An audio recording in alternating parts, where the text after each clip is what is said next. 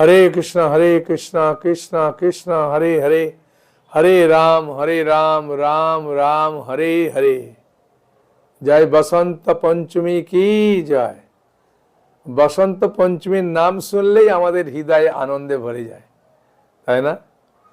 যখন আমরা স্কুলে পড়াশোনা করি, বসন্ত পঞ্চমী মানে মা সরস্বতী দেবীর পূজা, আনন্দে খিচুড়ি খাওয়া, পুষ্পাঞ্জলি দেওয়া, কুল খাওয়া, তাই না? স্কুলে গিয়ে ছোটাছুটি করা। আর ভক্তি জীবনেও আমাদের মনে খুব আনন্দ লাগে, কারণ শ্রীমান মহাপ্রভুর প্রেয়সী শ্রীমতী বিষ্ণুপ্রিয়া দেবীর শুভ আবির্ভাব তিথি। এছাড়াও বসন্ত পঞ্চমী এত আনন্দ কারণ কি, রঘুনন্দন ঠাকুরের শুভ আবির্ভাব তিথি, তারপরে রঘুনাথ দাস গোস্বামীর শুভ আবির্ভাব তিথি, শিল বিশ্বনাথ চক্রবর্তী ঠাকুরের শুভ তিরোভাব তিথি, হ্যাঁ, মানে অনেক কিছু, পুণ্ডরিক বিদ্যানিধির আবির্ভাব তিথি। বাবা, শ্রীমতী রাধারানীর যিনি বাবা ছিলেন বৃষভানু রাজা, তিনি পুণ্ডরিক বিদ্যানিধি রূপে এই মহাপল্লীলায় এসছেন, তারও আবির্ভাব তিথি। সেই জন্যে যদি ভালো করে চিন্তা করি, এই পঞ্চমী, বসন্ত পঞ্চমী খুব আনন্দের। আর মায়াপুরকে যদি আপনি দেখবেন, হ্যাঁ, এখন তো এমনিতে জমিতে গেলে দেখবেন হলুদ সরিষা ফুলে একদম হলুদে রঞ্জিত। আমাদের রাধা মাধবকেও ওই দিন হলুদ ড্রেস পরানো হয়, হ্যাঁ, খুব সুন্দর লাগে দেখতে।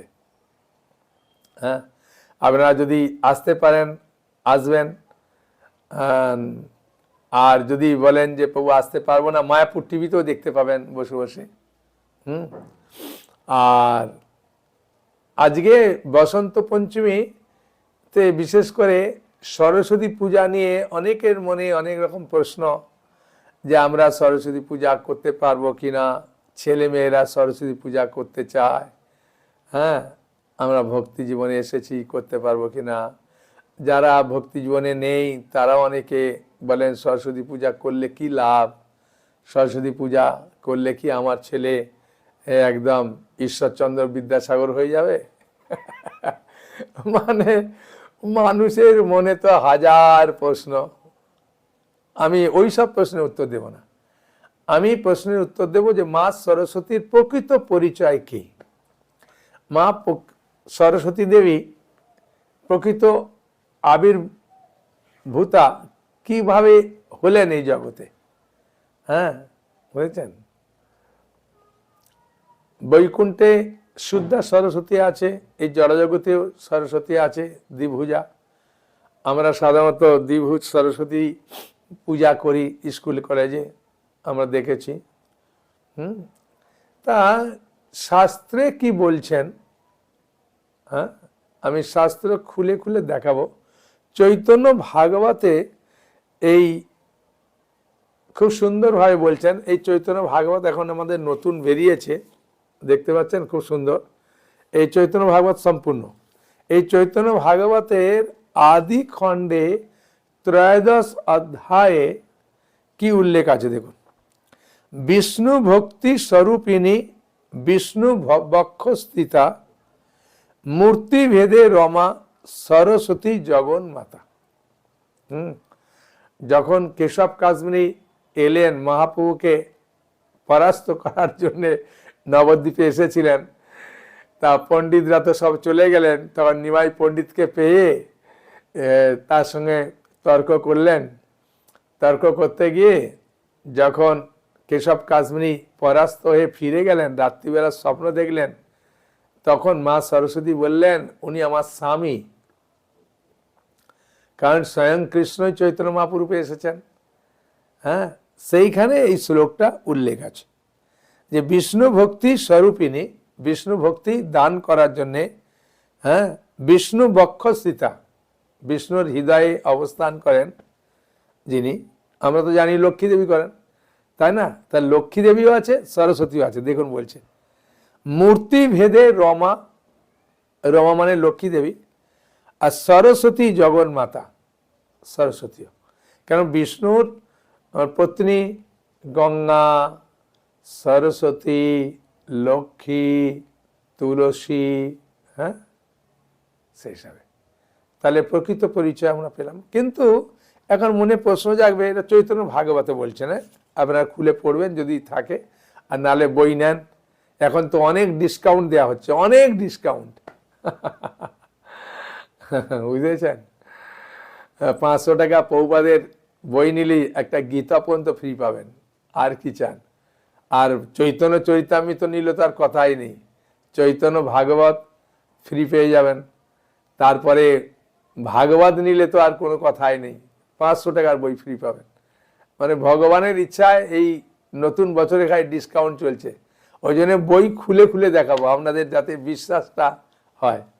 তা এখন কি করে মনে হচ্ছে যে চৈতন্য চরিতামৃতে এর কোনো উল্লেখ আছে কিনা? চৈতন্য চরিতামৃতে উল্লেখ আছে, হ্যাঁ। চৈতন্য চরিতামৃত আপনাদের কাছে দেখবেন, এই চৈতন্য চরিতামৃত আদি লীলা আছে না, এই আদি লীলা আর 16 অধ্যায়, হ্যাঁ, 3 নম্বর শ্লোকে সেখানে কি বলছে দেখুন। শ্লোকটা সংস্কৃতে, কিন্তু বাংলা ভাবে ভেঙে দিয়েছে, তারপরে অনুবাদও আছে, হ্যাঁ, শাস্ত্র থেকে প্রমাণ দিচ্ছে তো ওই জন্য। জিয়াত কৈশোর চৈতন্য মূর্তিমত্তা গৃহাশ্রমা লক্ষ্মার্চিত হত বাক দিব্যা দিশাং জয়ী জয়োচ্ছলাত।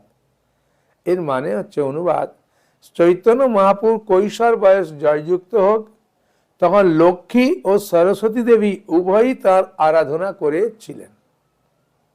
হ্যাঁ, লক্ষ্মী দেবী তাকে গৃহে অর্চনা করেছিলেন এবং দিগ্বিজয়ীকে পরাস্ত করার ফলে সরস্বতী দেবী তাকে অর্চনা করেছিলেন। হ্যাঁ, দিগ্বিজয়কে পরাস্ত করার ফলে সরস্বতী দেবী তাকে অর্চনা করেছিলেন, যেহেতু তিনি হচ্ছেন লক্ষ্মী ও সরস্বতী উভয়েরই পতি। বোঝা গেল? পতি মানে স্বামী বা প্রভু। তাই আমি তাকে আমার প্রণতি নিবেদন করি। কৃষ্ণদাস কবিরাজ গোস্বামী প্রণতি নিবেদন করছেন। চৈতন্য চৈতামৃতে আদি লীলা 16 অধ্যায়ের 3 নম্বর শ্লোক। এখন মনে প্রশ্ন জাগবে, এই সরস্বতী দেবী এই জগতে প্রকট হলেন কি করে? এটা শ্রীমদ্ ভাগবতমে উল্লেখ আছে, হ্যাঁ, বুঝেছেন? এখন বুঝতে পারছেন কেন বইগুলো নেওয়ার জন্য অনুরোধ করি।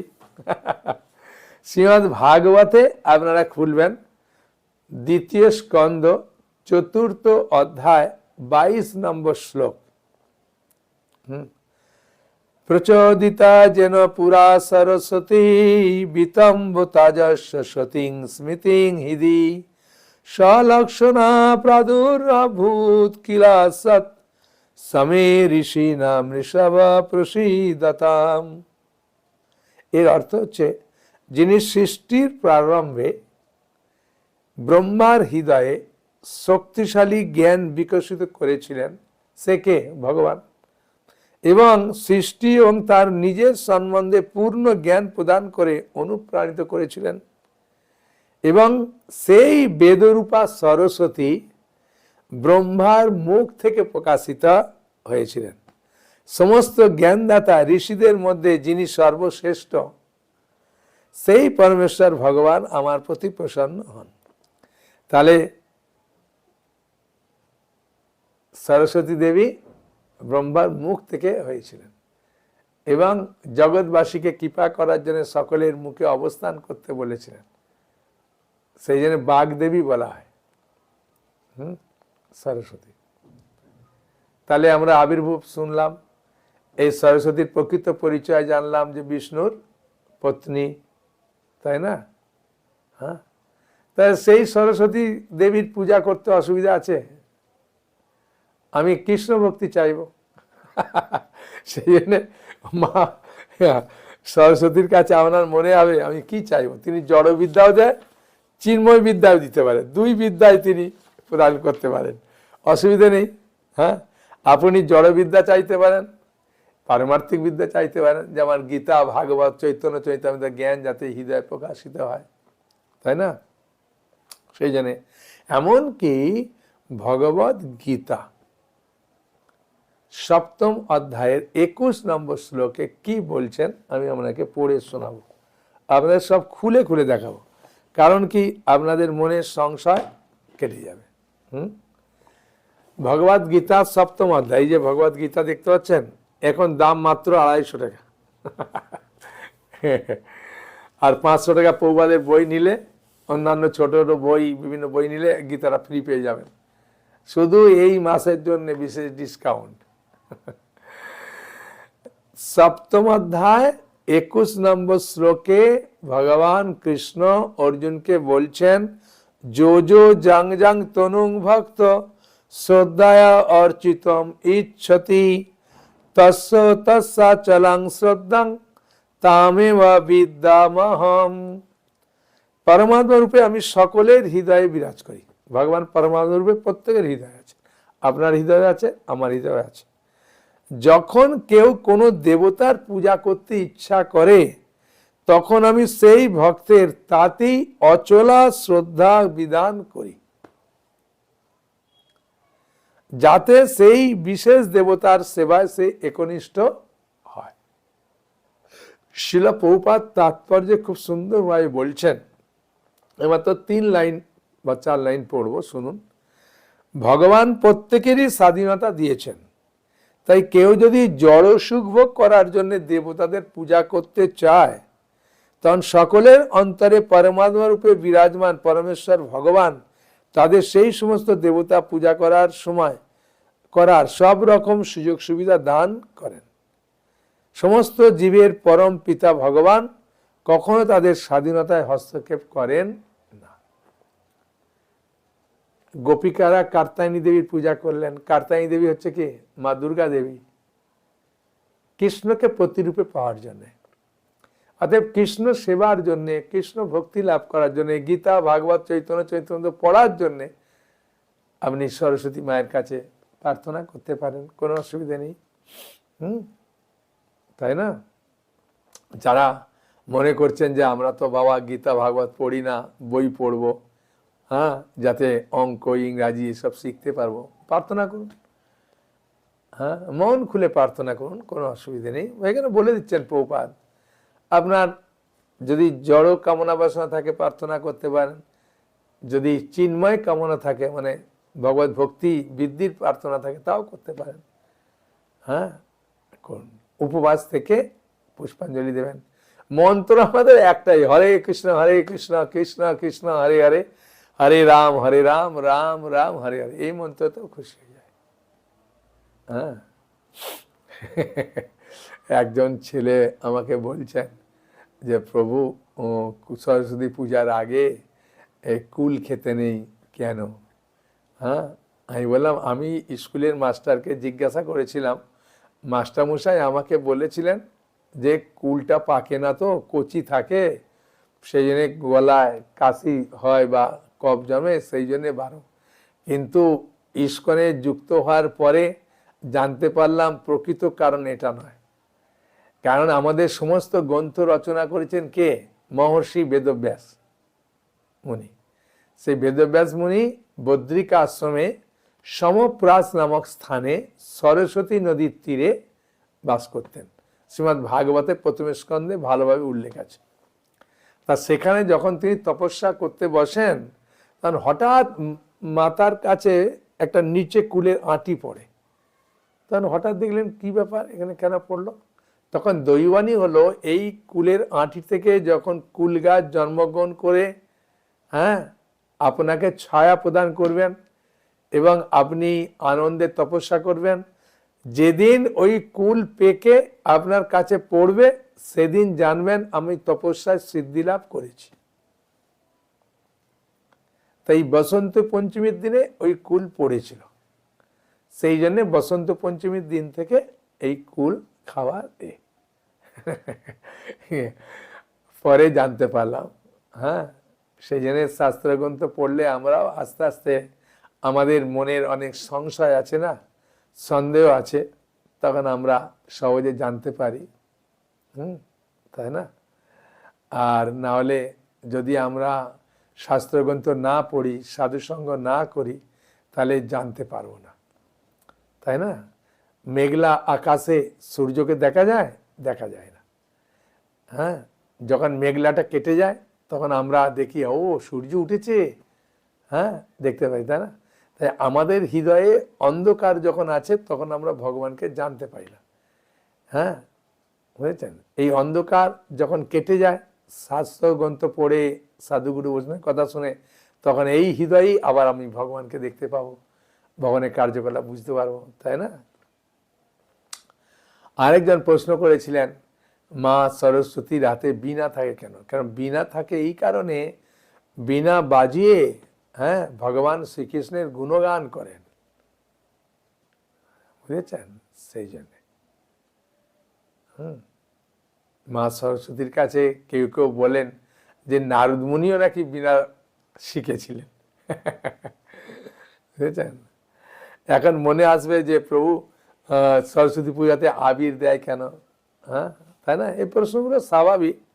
এখানে আবির দেয় এই কারণে, একসময় সান্দীপনী মুনির মা, সান্দীপনীকে, সান্দীপনী হচ্ছে ভগবান কৃষ্ণের আর বলরামের গুরুকুলে যে পড়তে গিয়েছিলেন উজ্জয়ন, সেখানে সান্দীপনী মুনির কাছে পড়েছিলেন, শিক্ষা লাভ করেছিলেন 64 দিন। সেই 64 দিনের যে গুরু সান্দীপনী মুনি, তার মায়ের নাম হচ্ছে হ্যাঁ পূর্ণমাসী। এই পূর্ণমাসী গোপিকাদের একবার ডেকে বললেন, এই বসন্ত পঞ্চমীর দিন ব্রজে হ্যাঁ সমস্ত নারীদের বললেন যে এক বটবৃক্ষের নিচে ভগবান কৃষ্ণ এসে রাসলীলা করবে। হ্যাঁ, সেই বসন্ত বটের, বসন্তকালে সেই বটের কাছে গিয়েছিলেন, নাম হয়ে গেল বসন্ত বট। সেই বসন্ত বটের কাছে তারা যখন গেলেন, ভগবান কৃষ্ণের সঙ্গে তারা রাসলীলা করেছিলেন। এবং এই রাসলীলা করাতে এই ওইটা বসন্ত পঞ্চমীর দিন হয়েছিল। আর যেহেতু কৃষ্ণপ্রিয়া হ্যাঁ শ্রীমতী রাধারানীর অংশস্বরূপা কৃষ্ণপ্রিয়া, হ্যাঁ এই সরস্বতী দেবী আগে কৃষ্ণের অংশে ওই রাজরা অংশগ্রহণ করেছিলেন। তিনি যখন এই বসন্ত পঞ্চমীতে আবির্ভূত হলেন, তখন হওয়ার পরে সেই স্মৃতির রক্ষার জন্যে তিনি এই আবির ব্যবহার করতেন। হ্যাঁ, যেহেতু ওইটা বসন্ত পঞ্চমীর দিনে ওইখানেতে রাজলীলাতেও আবির ব্যবহার করা হয়েছিল, সেই স্মৃতিটাকে রক্ষা করার জন্য, বুঝেছেন? এরকম শাস্ত্রে খুব সুন্দর সুন্দরভাবে কথা আছে। আমরা এই শাস্ত্রগ্রন্থ পড়বো আস্তে আস্তে, এগুলো খুব সুন্দরভাবে জানতে পারবো, তাই না? তা মা সরস্বতীর হাতে বীণা থাকে কেন, কেন কুল খাওয়া হয় না, কেন আবির ব্যবহার করা হয়, হ্যাঁ এগুলো আমরা অনেকেই জানতে পারলাম, তাই না? তা আর একজন প্রশ্ন করেছিলেন যে আমরা যখন ভাগবত পাঠ করি, তখন ভাগবতে নারায়ণং নমস্কৃত্য নরং চৈব নরোত্তমম দেবীং সরস্বতীং ব্যাসং ততো জয় মুদিরায়, এই মন্ত্র উচ্চারণ করি। হ্যাঁ, এটা ওই ভাগবতের প্রথম স্কন্ধ আছে, দেখতেন না? হ্যাঁ, দ্বিতীয় অধ্যায়ের 4 নম্বর শ্লোকে আছে।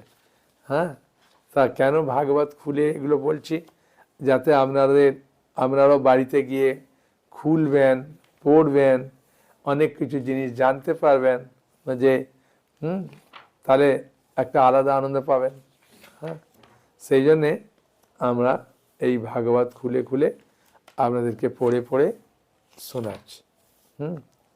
বলছেন, সংসার বিজয়ী গ্রন্থ শ্রীমদ্ ভাগবত উচ্চারণ করার পূর্বে পরমেশ্বর ভগবান নারায়ণ সর্বশ্রেষ্ঠ নরনারায়ণ ঋষি নামক ভগবত অবতার বিদ্যা দেবী সরস্বতী এবং ব্যাসদেবকে আমি সশ্রদ্ধ প্রণতি নিবেদন করি। এ শুদ্ধা সরস্বতী, ওই জন্যে সরস্বতী মায়ের আপনারা পূজা করতে পারেন মনোভাব অনুযায়ী, না করলেও কোনো অসুবিধে নেই। হ্যাঁ, বুঝেছেন? করলেও কোনো অসুবিধে নেই। হ্যাঁ, আমাদের উদ্দেশ্য হচ্ছে যে ওই দিন যেহেতু বিষ্ণুপ্রিয়া দেবীর শুভ আবির্ভাব তিথি, হ্যাঁ আমরা বিষ্ণুপ্রিয়া দেবীর কাছে প্রার্থনা করতে পারি যে বিষ্ণুপ্রিয়া দেবী আপনার শুভ আবির্ভাব তিথিতে আমরা করজোড়ে প্রার্থনা করছি, হ্যাঁ, আপনার প্রভু শ্রীমান মহাপ্রভু তার চরণ কমলে যাতে আমাদের ভক্তি হয়। এবং মহাপ্রভুর চরণ কমল যদি কেউ একবার চিন্তা করে, কতঞ্চন স্মৃতে জস্মিন, কোনো কারণে যদি চৈতন্য মহাপ্রভুর নাম একবার কেউ উচ্চারণ করে, দুষ্করং সুকরং ভাবে, কার্য যেটা কার্য করা খুব মানে অসম্ভব, সেই কার্য খুব সহজ হয়ে যায়। হ্যাঁ, আর বিস্মৃতি বিপরীতাংশাৎ, যদি তাকে ভুলে যায় তাহলে কঠিন সহজ কাজও কঠিন হয়ে যায়। সেই চৈতন্য নমামিতম, সেই চৈতন্য মহাপ্রভুকে আমি প্রণাম করি। কৃষ্ণদাস কবিরাজ গোস্বামী, হ্যাঁ, আদি লীলার দ্বাদশ পরিচ্ছেদের প্রথম নম্বরে তিনি প্রার্থনা করছেন। হ্যাঁ, সেই জন্য আমরা যদি মনে করি যে চৈতন্য মহাপ্রভুর পাদ পদ্মে আমাদের ভক্তি লাভ করার জন্যে, কৃষ্ণের চরণে ভক্তি লাভ করার জন্যে আমরা প্রার্থনা করতে পারি, হ্যাঁ, এবং সুন্দর করে পালন করতে পারি। আমাদের উদ্দেশ্য হচ্ছে সবসময়ের জন্য কিভাবে আমরা কৃষ্ণ ভক্তিকে বৃদ্ধি করব, সেই উদ্দেশ্যকে কেন্দ্র করে আমরা ভগবত ভক্তির যে কোনো তিথি আমরা সুন্দর করে পালন করতে পারি। হ্যাঁ, এই দিন তো আরো গুরুত্বপূর্ণ, রঘুনাথ দাস গোস্বামী শুভ আবির্ভাব, পুণ্ডরীক বিদ্যানিধির আবির্ভাব, শ্রী বিশ্বনাথ চক্রবর্তীর শুভ তিরোভাব। হ্যাঁ, সেই জন্য তো খুব আনন্দের দিন। হ্যাঁ, তাই আমি করজোড়ে প্রার্থনা করব আপনারা সকলে ভালো থাকুন, আনন্দ থাকুন। হ্যাঁ, এই প্রশ্নগুলো শুনে অন্য কেউ প্রশ্ন করলে তাকে খুব সুন্দর উত্তর দিতে পারবেন, তাই না? কোনো প্রশ্ন আছে বলুন। আপনি যে প্রশ্ন করেছেন এই প্রশ্নটা আমারও মনে ছিল। হ্যাঁ, যে মা সরস্বতীর পূজা যদি এমনিতে হরে কৃষ্ণ বলি, বাচ্চারা তো শুনতে চায় না। হ্যাঁ, আমাদের দুর্গাপুর মন্দিরের যে প্রেসিডেন্ট ঔদার্য প্রভু বলছিলেন যে ওদেরকে মা সরস্বতী পূজার মন্ত্রটা বলতেই হবে।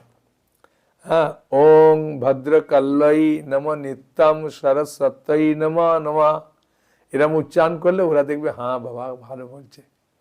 হ্যাঁ, বেদ বেদাঙ্গ বেদান্ত বিদ্যা স্থানে এবচ এষা সচন্দনা পুষ্পাঞ্জলি ওং সরস্বত্যই নমঃ, এরকম 3 বার বলবেন। ওং ভদ্র কল্লই নম নিত্যম সরস্বত্যই নম নমঃ বেদ বেদাঙ্গ বেদান্ত বিদ্যা স্থানেব্য এবচ এষ সচন্দনা পুষ্পাঞ্জলি ওং ঐং সরস্বত্যই নমঃ, 3 বার বললেন। আর দিয়ে পুষ্পাঞ্জলি দিলেন আর প্রণাম মন্ত্র হাত জোর করে বললেন।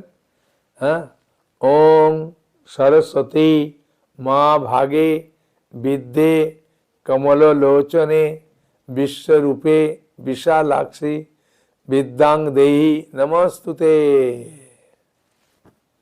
হ্যাঁ, ওং সরস্বতী মা ভাগে বিদ্যে কমল লোচনে বিশ্বরূপে বিশালাক্ষী বিদ্যাং দেহি নমস্তুতে। এইভাবে বলবেন আর কি। বাচ্চাদেরকে সান্ত্বনা দিতে গেলে এগুলো বলে পুষ্পাঞ্জলি দিলেন। হ্যাঁ, সরস্বতী মায়ের পূজা ফটো আপনি অনেক এখন ইন্টারনেটে কত বেরিয়েছে, কত সুন্দর সুন্দর বার করে রাখবেন। আমাদের গীতায় একটা আছে দেবদেবীদের পূজা, এতে সরস্বতী মায়ের কিন্তু ওটা দেখে অনেকে বলে বাবু এই ছবি দেখে ভয় লেগে যায়। হ্যাঁ, আমি বললাম তাহলে এই ছবি দেখে যদি ভয় লেগে যায় করতে হবে না তোমার, ইন্টারনেট থেকে বার করো। হ্যাঁ,